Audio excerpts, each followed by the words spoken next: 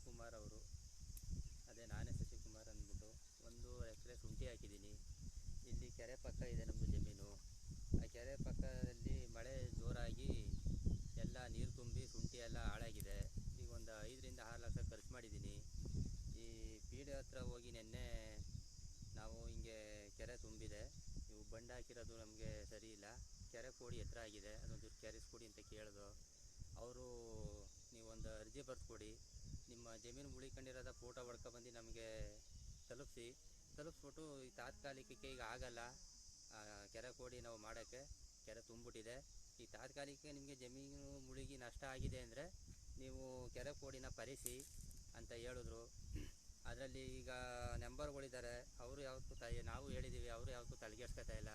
ಅಧ್ಯಕ್ಷರಿಗೆ ಹೇಳ್ದೋ, ಅವರು ಇಲ್ಲ ನಾವು ಆ ಥರ ಎಲ್ಲ ಮಾಡೋಕ್ಕಾಗಲ್ಲ, ನಮಗೆ ಅದು ಕೆರೆ ಕೋಡಿದು ಆಗದೆ, ಅದು ಮಾಡಿಸ್ಬೇಕು, ಎಲ್ಲ ಹಿಂಗೆ ತಗರಲ್ಲಿ ಮಾಡ್ತಾವ್ರೆ ಅಂತ ಅಧ್ಯಕ್ಷರು ಹೇಳಿದ್ರು. ಅದಕ್ಕೆ ಈಗ ನಾವು ಭೂಮಿಯೆಲ್ಲ ಮುಳುಗಿರೋದ್ರಿಂದ ನಾವೇ ನಮ್ಮ ಕೈಲೇ ಹಾಕೊಂಡು ನಾವು ಪರಿಸ್ಕೊತೀವಿ ಅಂತ ಪಿ.ಡಿ.ಒ ಹತ್ರ ಹೇಳ್ದೋ. ಅವ್ರಾಯಿತು, ಈಗ ನೀವು ಸದ್ಯಕ್ಕೆ ನಿಮ್ಮ ತಾತ್ಕಾಲಿಕ ನಿಮ್ಮ ಭೂಮಿ ಮುಳಿಕೊಂಡವೆ ಅಂದರೆ ನೀವು ಪರಿಸಿ, ನಮಗೊಂದು ಅರ್ಜಿ ಕೊಟ್ಬಿಟ್ಟು ಪರಿಸಿ ಅಂತ ಹೇಳಿದ್ದಾರೆ. ಅದಕ್ಕೆ ಇವತ್ತು JCP ಕರೆಸಿ ಅವ್ರು ಹೇಳಿದ್ದಾರೆ ಇವಾಗ ಆಗಿರೋ ಇದಕ್ಕೆ ಫಸಲಿಗೆ ಹೆಂಗೆ ಯಾವ ಥರ?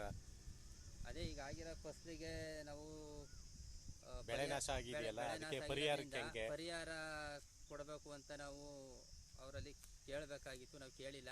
ಆದರೆ ಅವರು ಬಂದು ನೋಡಿ ಅಂದೋ, ಇಲ್ಲ ನೀವು ಮುಳಿಕೊಂಡದೆ ನೀವು ಫೋಟೋ ತಂದು ಕೊಡಿ, ನಮ್ಗೆ ಸಾಕು, ನಾವು ಅದೇನೋ ಮಾಡ್ತೀವಿ ಅಂತ ಅಂದಿದ್ದಾರೆ. ಅದರಿಂದ ನಮಗೆ ಏನಾರೇ ಈ ಕಡೆ ಸರ್ಕಾರದಿಂದ ಏನಾರೇ ಬೆಳೆ ನಷ್ಟ ಆಗಿರೋದಕ್ಕೆ ಏನಾರು ಪರಿಹಾರ ಕೊಡಬೇಕು ಅಂತ ನಾನು ಕೇಳ್ಕೊತಾ ಇದ್ದೀನಿ. ಇಲ್ಲ ಅಂದರೆ ನಮಗೆ ಈಗ 5-6 ಲಕ್ಷ ಸಾಲ ಮಾಡಿ ನಾನು ಹಾಕಿರೋದು, ಅದು ಏನು ಸ್ವಂತ ನಮ್ಮದಲ್ಲ, ಬೇರೆ ಭೂಮಿ ಮಾಡಿ ಬೇರೆ ಶುಂಠಿ ತಂದು ಔಷಧಿ ತಂದು ಮಾಡಿರೋದ್ರಿಂದ ನಾವು ಔಷಧಿ ಕುಡಿಯೋ ಪರಿಸ್ಥಿತಿ ಆಗಿದೆ. ಔಷಧಿ ಕುಡಿಲೇಬೇಕು ಅಂತ ನಾನು ಡಿಸೈಡ್ ಮಾಡಿದೆ. ಅದರಿಂದ ನನಗೆ ಈಗ ಬೆಳೆ ನಷ್ಟ ಆಗಿರೋದ್ರಿಂದ ನೀವು ಪರಿಹಾರ ಕಟ್ಕೊಡ್ಬೇಕು ಅಂತ ಸರ್ಕಾರದಕ್ಕೆ ನಾನು ಮನವಿ ಮಾಡ್ಕೊತಾ ಇದ್ದೀನಿ. ಇವತ್ತು JCP ಬರ್ತಾ ಇದೆ, ನಾನು JCPಲಿ ಇವತ್ತು ಕೋಡಿ ಕೆರೆಸ್ಬೇಕು. ಅದಕ್ಕೋಸಿ ತಡಂಗೆ ಮಾಡಿದ್ರೆ ನಾವಂತೂ ದಿವಸ ಇರೋಕ್ಕಾಗಲ್ಲ, ಪ್ರಾಣ ಕಳ್ಕೊಳ್ಳೋಂತಂತೂ ಗ್ಯಾರಂಟಿ ಅಂತ ನಾನು ಈ ಮುಖಾಂತರ ನಾನು ಹೇಳಕ್ಕೆ ಇಷ್ಟಪಡ್ತಾ ಇದ್ದೀನಿ.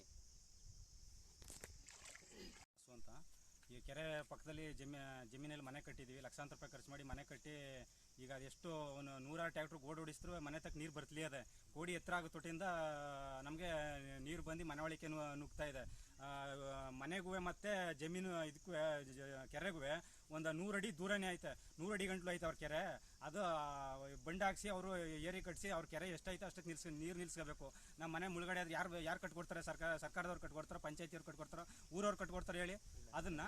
ಅದನ್ನ ನೀವು ವ್ಯವಸ್ಥೆ ಮಾಡಿ ನಮಗೆ ಕೋಡಿ ಕಳಿಸಿ ಕೆರೆ ಬಂದ್ ನೀರು ಕೋಡಿಲಿ ಹೋಗಂಗೆ ವ್ಯವಸ್ಥೆ ಮಾಡಿಕೊಡಿ ಅಷ್ಟೇ. ನಾವು ಈಗ ಪಂಚಾಯತಿಯಿಂದ ನಾವು PDO ಹತ್ರ ಮಾತಾಡಿ ತಗೊಂಡಿದ್ದೀವಿ, ಕೈ ಮುಗಿದು ಕೇಳ್ಕೊಳ್ತೀವಿ ಅಷ್ಟೇ. ನೀವು ನಮಗೆ ಸಹಾಯ ಮಾಡಿಕೊಡಿ, ಕೋಡಿ ಕಳಿಸ್ಬೇಕು ಅಂತ ಕೇಳ್ಕೊಳ್ತಾ ಇದ್ವಿ.